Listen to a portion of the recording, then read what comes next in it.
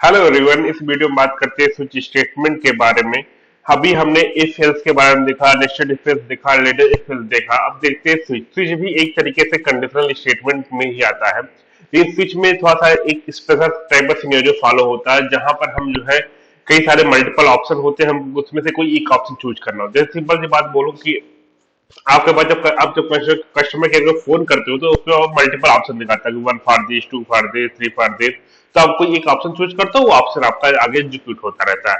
तो इसी यही सेम सिनारियो आपके स्विच के थ्रू करते हैं, जहां पर हमारे पास मल्टीपल ऑप्शन होता है, उसमें तो कोई एक ऑप्शन चूज करना होता है। तो हम यहाँ पर जो है स्विच के थ्रू उसको उस प्रॉब्लम को सॉल्व करते हैं, क्योंकि स्विच के थ्रू करना बहुत ईजी हो जाता है।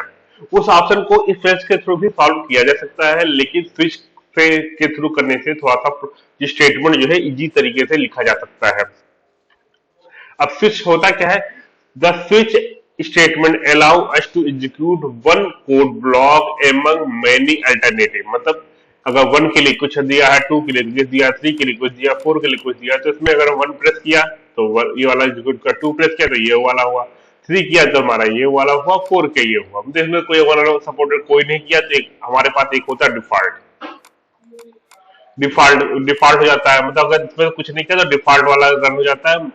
ठीक है, तो आगे देखेंगे कैसे क्या होता है इसमें। तो अब नेक्स्ट देखते हैं क्या है। You can do the same thing with if else letter. मतलब इफ एल्स के थ्रू भी कर सकते हैं, लेकिन लेकिन however the syntax of switch statement is much easier to read and write। मतलब इफ एल्स के थ्रू किया जा सकता है, लेकिन स्विच के थ्रू इसलिए करते हैं क्योंकि स्विच के थ्रू करना आसान होता है, बहुत इजीली हम कर सकते हैं। इसी का स्विच का ज्यादा यूज किया जाता है ऐसे सिनेरियो के लिए। ठीक है, नेक्स्ट चलते हैं। अगर हमको सिंटेक्स की बात करें, सिंटेक्स कैसे होता है यहाँ पर, तो यहाँ पर स्विच लिखते हैं। स्विच में यहाँ पर एक एक्सप्रेशन होता है या कोई वैल्यू होती है। मान लो स्विच में हमने ए लिख दिया, ठीक है, तो यहाँ एक्सप्रेशन या वैल्यू लिखते हैं। यहाँ पर ए की कुछ वैल्यू होगी, मान लो ए की वैल्यू वन है या टू है या थ्री है, कुछ भी वैल्यू हो सकती है की। तो एक टाइम में एक ही वैल्यू होगी, वन टू थ्री एक साथ नहीं होगा। तो अगर इसकी वैल्यू वन है तो यहाँ पर केस वन लिखेंगे। केस वन लिखेंगे तो ये वाला स्टेटमेंट एग्जीक्यूट हो जाएगा। केस टू होगा तो ये वाला स्टेटमेंट होगा। तो यहाँ पर जो वैल्यू आपकी होगी वो वैल्यू के हिसाब से यहाँ पर देंगे, वो केस बना देंगे, वो आपका स्टेटमेंट वो आगे एग्जीक्यूट हो जाएगा। ठीक है, अगर इसमें से कोई भी अगर आपका मैच नहीं होता, कोई भी वैल्यू मैच नहीं होती, तो फाइनली डिफॉल्ट पे चला जाता है। डिफॉल्ट में जो लिखा होता है वो स्टेटमेंट एग्जीक्यूट हो जाता है। ऐसे होता नहीं है कि आपके पास आया वन से लेकर सेवन तक नंबर दिया गया फोन में दबाने के लिए, कि आप बहुत होशियार निकले, आपने नाइन दबा दिया, तो क्या बोलता है? रॉन्ग एंट्री बोलता है कि आपने जो नंबर प्रेस किया है वो गलत है, इस तरह बोलता है। तो इस तरह से भी आपका इसमें तो कुछ भी मैच नहीं किया तो डिफॉल्ट वाला आपका जो है वो एग्जीक्यूट हो जाएगा। इसमें वही आप फ्लो डायग्राम में देखें तो यहाँ पर ऊपर से नीचे आते हैं, तो वैल्यू अगर वैल्यू वन से इक्वल हो जाता है तो इसके आगे जो स्टेटमेंट लिखा था वो एग्जीक्यूट हो जाएगा। वैल्यू टू से एग्जीक्यूट होता है तो यहाँ पर इसके अलावा आगे वाली वैल्यू एग्जीक्यूट हो जाएगी। अगर वैल्यू जो है वैल्यू थ्री से मैच कर जाता है तो इससे आगे एग्जीक्यूट हो जाएगा। इस तरह से आगे चल के ये हो जाता है। तो अभी तो अगर पल्ले नहीं पढ़ रहा, प्रोग्रामिंग समझाऊंगा, अच्छा समझ में आ जाएगा। ठीक है, नेक्स्ट नेक्स्ट इंपॉर्टेंट फैक्ट देखने से पहले हम देख लेते हैं इसका सिंटैक्स। सिंटैक्स यहाँ पर प्रोग्राम देख लेते हैं। प्रोग्राम क्या दिया गया है कि यहाँ पर लिखा है इंट ए। इंट ए में कोई वैल्यू इंटर करें, इंटर ए नंबर कर रहे हैं। उसके बाद हम स्कैन कर रहे हैं, स्कैन कर रहे हैं आपका ए को। ए की यहाँ पर लिख रहे हैं ए, तो अगर ए की वैल्यू वन होगी तो हेलो प्रिंट होगा। लेकिन इसमें भी तो ट्विस्ट है। ठीक है, ट्विस्ट क्या है अभी देख लेते हैं।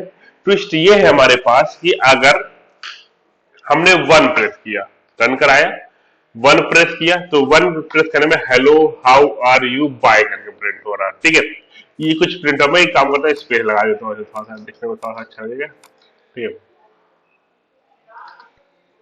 इतना सा लगा देता हूँ, जैसे वन प्रेस करने में hello how are you print कर रहा है। ठीक है, अब देखो, अब हमने बोला था कि सर केस के आगे वाला ही रन करेगा, ये तो पूरा प्रिंट कर दे रहा है।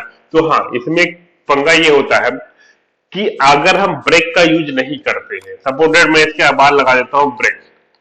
ठीक है, ब्रेक क्या करेगा, जैसे ब्रेक एग्जीक्यूट करेगा वो तुरंत जो है स्विच के बाहर जंप करा देगा इसको। ठीक है, तो ब्रेक जैसे हुआ स्विच के बाहर जंप करा दिया या रिटर्न गया, मतलब प्रोग्राम खत्म। ठीक है, तो ब्रेक जहां ब्रेक एग्जीक्यूट किया उसके बाद वो तुरंत बाहर जंप कर जाएगा। तो मैं अगर वन देता हूं तो वन पे क्या किया, हेलो प्रिंट किया, हेलो के बाद ब्रेक आ गया, हेलो प्रिंट किया, हेलो के बाद क्या है ब्रेक आया, इसी कार्ड जो है वो तुरंत बाहर चला गया।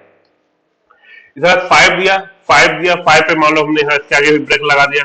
ठीक है, ब्रेक लगाया, तो अगर फाइव देंगे तो फाइव के बाद जो ब्रेक आया वही आपको प्रिंट हुआ। ठीक है, 5 के बाद जो भी यहाँ स्टेटमेंट आया वही प्रिंट है, ब्रेक करके बाहर निकल गए। तो अगर अगर हम ब्रेक का इस्तेमाल नहीं करते हैं स्विच में, तो होता क्या है कि जहां से भी कंडीशन मैच किया, मान लो 5 वाले से मैच किया, तो 5 के बाद जितनी चीजें होंगी सारी एग्जीक्यूट हो जाएंगी। जैसे मैंने 5 मान लो ब्रेक नहीं यूज कर रहे हैं, अगर 5 इंटर कर रहे हैं, तो 5 के बाद जो है जितनी भी चीजें होंगी सब एग्जीक्यूट हो जाएंगी। ठीक है, इस तरह से अगर मान लो 3 कर रहे हैं, तो 3 के बाद जितनी भी चीजें होंगी सब एग्जीक्यूट हो जाएंगी।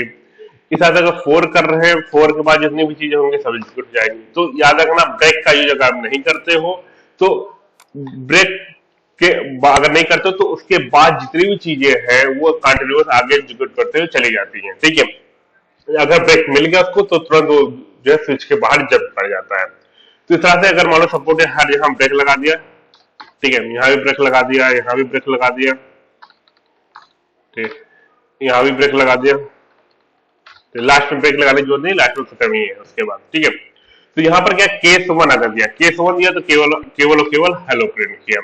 इस तरह से केस 5 दिया, ठीक है, तो आपको केवल हाउ प्रिंट किया। तो ये आपका समझ गया, अगर ब्रेक नहीं लगाते हो तो उसके बाद की चीजें जो है एग्जीक्यूट होते हुए चली जाती है। तो यहाँ पर जो आपका सिनेरियो क्या बोल रहा है, क्या लिखा हुआ है, we do not use the break statement, all the statement after the matching label are also executed। ठीक है, मतलब उसके बाद मैचिंग होने के बाद जो नीचे उसके है वो सारी चीजें एग्जीक्यूट हो जाएंगी। ठीक है, समझ में आ गया। और डिफॉल्ट, यहाँ डिफॉल्ट जो दिया है, डिफॉल्ट के लिए क्या दिया है, default clause inside switch is optional, मतलब डिफॉल्ट दो या ना दो कोई फर्क नहीं पड़ता, डिफॉल्ट आपको हटाया भी जा सकता है, कोई दिक्कत वाली बात नहीं है। ठीक है, वो रन होगा। ठीक है, तो डिफॉल्ट दो चाहे ना दो आप कर सकते हो। ठीक है, नेक्स्ट क्या है, यहाँ पर ऊपर देख लेते हैं, तो case value must be integer type, integer type such as 1 2 3, और यहाँ पर सिंगल कोड में एबी, सिंगल कोड में एबी का मतलब क्या मतलब है कि कैरेक्टर भी आपको बताया था, कैरेक्टर भी आपका जो होता है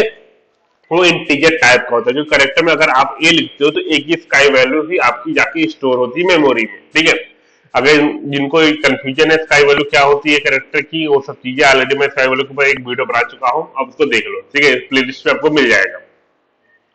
अब यहाँ पर देखो, यहाँ पर क्या मैंने बोला कि अगर मैं यहाँ पर सपोर्ट में फ्लोट कर लेता, फ्लोट ए, तो मैं रन करा के देखता हूं, तो यहाँ पर देखो, यहाँ पर क्या बोल रहा है, switch quality not an integer, तो यहाँ पर इंटीजर नहीं है, तो केवल और केवल इंट या कैरेक्टर ही यहाँ पर जो है यूज किया जा सकता है। ठीक है, नेक्स्ट पढ़ लेते हैं। नेक्स्ट क्या आपका दिया है, case value can not be duplicate, मतलब ऐसा नहीं कर सकते कि हम ऐसा दे दे, केस 1 एक बार दिया फिर से केस 1 दे दे, केस 1 फिर से दे दे। ठीक है,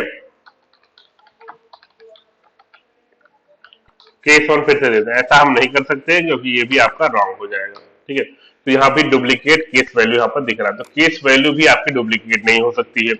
और देख लेते हैं क्या लिखा है, case order can be change, मतलब ऑर्डर मतलब जैसे मैंने कहा 1 के बाद 5 आ गया, तो जरूरी नहीं कि आपको एक सीक्वेंस वाइज दो, केस 1 केस 2 केस 3 केस 4 दो। आप मान लो केस 10 दे दिया, यहाँ पर आपने 14 दे दिया, यहाँ पर आपने 3 दे दिया, यहाँ पर मान लो 5 दे दिया, तो कोई भी ऑर्डरिंग कर सकते हैं। इवन डिफॉल्ट को भी आप सबसे ऊपर रखना चाहो, डिफॉल्ट को सबसे ऊपर रख दो, कोई टेंशन नहीं है, कोई दिक्कत वाली बात नहीं, सब रन होगा। ठीक है, मैं 10 अगर 10 करता हूँ, 10 वाला जो है बायो जो हेलो प्रिंट हो रहा है, 10 पे क्या है, हाँ हेलो प्रिंट हो रहा है। ठीक है, तो वो रन हो जाएगा। तो यहाँ ऑर्डरिंग से कोई लेना देना नहीं, ऊपर नीचे ऑर्डर आप चेंज कर सकते हो, उसमें कोई दिक्कत वाली बात नहीं है। ठीक है, तो ये मेनली था कि केस कैसे यहाँ पर, मतलब कैसे केस रख सकते हैं, डिफॉल्ट यूज करें चाहे ना करें, चाहे जिस ऑर्डर में यूज करें उससे कोई पंगा नहीं है। इंटीजर टाइप का होना चाहिए। ठीक है, या तो कैरेक्टर भी इंटीजर होता है, आपको मालूम होगा, तो इसी कारण कैरेक्टर या इंटीजर सपोर्ट कर सकते हैं इसमें। और आपका जो है यहाँ पर इवन ऐसा भी कर सकते हैं, मैं 5 प्लस 10 कर दो, 5 प्लस 10 मतलब 15, तो ऐसा भी कर सकते हैं कि अगर एक की वैल्यू 15 होगी तो 15 वाला मैच कर जाएगा, तो 15 वाला मैच कर गया हाउ, तो 15 वाला देखोगे यहाँ पर आपका हाउ प्रिंट होगा। तो यहाँ आप एक्सप्रेशन में दे सकते हैं, लेकिन याद रखना ये कांस्टेंट ही होना चाहिए। कोई ऐसा नहीं कर दिया कि हमने एक वेरिएबल b इक्वल टू 10 दे दिया और यहाँ पर 10 दे दिया और यहाँ पर मैंने 5 प्लस b कर दिया, कांस्टेंट ही होना चाहिए। यहाँ कोई वेरिएबल सपोर्ट नहीं करता है, यहाँ पर वेरिएबल सपोर्ट नहीं करता है, केवल और केवल कांस्टेंट सपोर्ट करता है। इसी कारण आप जो है आप कांस्टेंट वैल्यू दे सकते हो, वेरिएबल की वैल्यू नहीं दे सकते हो। ठीक है, और स्विच की एक लास्ट चीज जान लो कि स्विच में केवल और केवल इक्वालिटी मैच होती है। इक्वालिटी मतलब हम जैसे इफ में कर सकते हैं कि जब ए की वैल्यू ग्रेटर देन 10 हो तब ये काम चल जाए, या ए की वैल्यू लेस देन 10 हो तो हम काम चल, ये नहीं। स्विच में केवल और केवल हम ऐसा कर सकते हैं, ए इक्वल टू जब 10 हो तब ये काम करे, ठीक है। इसलिए इक्वालिटी ही मैच करता है, ये केवल और केवल इक्वालिटी मैच करता है। इफ एल्स में ये दोनों काम नहीं कर हो सकते थे, लेकिन यहाँ पर केवल और केवल इक्वालिटी मैच होती है। यदि आप समझ में आ गया तो चीजें, तो अगर इसमें कुछ पल्ले पड़ा, कुछ समझ में आया, कुछ चीजें क्लियर हुई तो प्लीज वीडियो को लाइक करने का, कमेंट करके बताओ कैसा पढ़ समझ में आ रहा है कि नहीं आ रहा है। आगे स्विच के ऊपर मैं दो से तीन वीडियो बनाऊंगा और जिसमें अलग अलग टाइप के प्रोग्राम बता दूंगा, जिससे आपको स्विच के बारे में सारी चीजें क्लियर हो जाएगी। अगर वीडियो अच्छा लगा, कुछ समझ में गया तो प्लीज लाइक करने का, कमेंट करना, सब्सक्राइब करना। मिलते हैं नेक्स्ट वीडियो में, तब तक के लिए टाटा बाय बाय।